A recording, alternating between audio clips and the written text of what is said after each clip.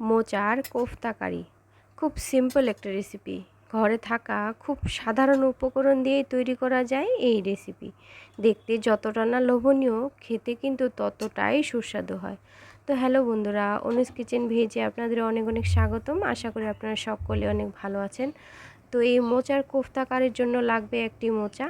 তো মোচা থেকে শক্ত বোঁটাটা ফেলে দিয়ে এটাকে ভালোভাবে পরিষ্কার করে নিয়েছি।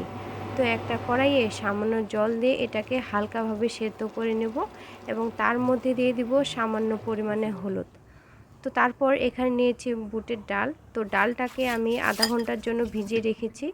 তো তারপর ডাল আর সিদ্ধ করে রাখা মোচাগুলোকে ভালোভাবে ব্লেন্ড করে নিব। ব্লেন্ড করে রাখা মোচার মধ্যে দিয়ে দিব বেসন, দিব পরিমাণ মতো লবণ আর হলুদ।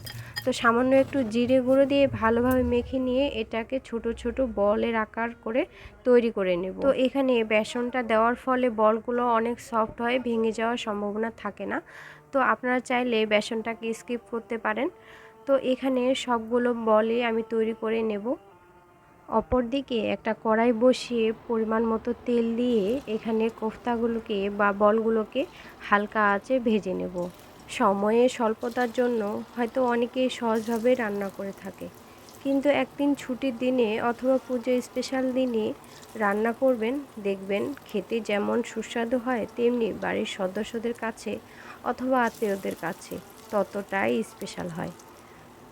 কড়াইয়ে সব বোলগুলো দেওয়া হলে এখন হালকা আঁচে কোফতাগুলোকে লাল লাল করে ভেজে নেব। কলার মোচা খুবই পরিচিত একটি সবজি। শুধু আমাদের দেশে নয়, পৃথিবীর প্রায় সব দেশেই কম বেশি সবাই এই কলার মোচা খেতে পছন্দ করে। মোচা সারা বছরই পাওয়া যায় এবং প্রচুর পুষ্টিগুণে ভরপুর।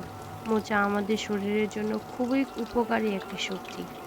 তো এখানে কলার মোচাগুলোকে ভালোভাবে লাল লাল করে ভেজে নিয়েছি। তারপর সবগুলোই উঠিয়ে নেব। তারপর বেঁচে যাওয়া তেলের মধ্যে দিয়ে দেব তেজপাতা আর দেব পাঁচফোড়ন, দিয়ে হালকাভাবে গরম করে নেব। তো এখানে যোগ করব আলু। তো এখানে আলুগুলো কেটে পরিষ্কার করে নিয়েছি। তো মোচাটাকে আরও বেশি সুস্বাদু করার জন্য এখানে নিয়েছি কিছু পরিমাণে আলু। তো আলুর মধ্যে দিয়ে দিব লবণ আর হলুদ, দিয়ে ভালোভাবে একটু কষিয়ে নেব।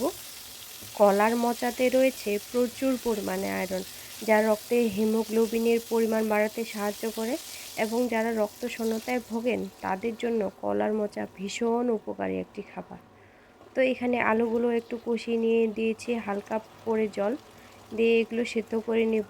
তো হালকা পরিমাণে সিদ্ধ হয়ে গেলে এর মধ্যে যোগ করব শুকনো গোলমরিচ। এরপর আলুর মধ্যে যোগ করব ধনে আর জিরে। ধনে আর জিরে দিয়ে ভালোভাবে কষিয়ে নেব যেন আলুর মধ্যে মশলাটা ভালোভাবে মিশিয়ে যায়।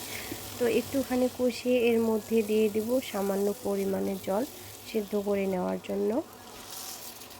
তো এখানে ব্যবহার করলাম একটু বেশি করে জল, কারণ এই জলটা আমি সিদ্ধ করব প্লাস এটাই ঝোল হিসেবে ব্যবহার করব।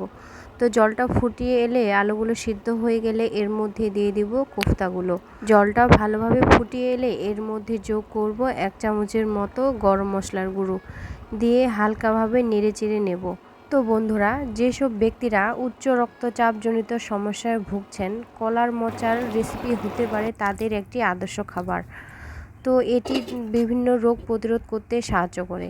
তো বন্ধুরা, রেডি হয়ে গেল কলার মোচার সুস্বাদু কোফতা কারি। তো এটি খেতে ভীষণই সুস্বাদু ছিল। তো খুব সহজ উপকরণ দিয়ে এটি তৈরি করা যায়। তো এটি অবশ্যই ট্রাই করবেন। তো রেডি হয়ে গেল আমার কলার মোচার কোফতা কারি। তো ভালো লাগলে অবশ্যই লাইক শেয়ার কমেন্ট করে আমাকে জানাবেন। তো আজকের মতো এখানে বিদায় নিচ্ছি। সবাই ভালো থাকবেন, সুস্থ থাকবেন। দেখা হবে পরবর্তী কোনো ভিডিওতে। হরে কৃষ্ণ।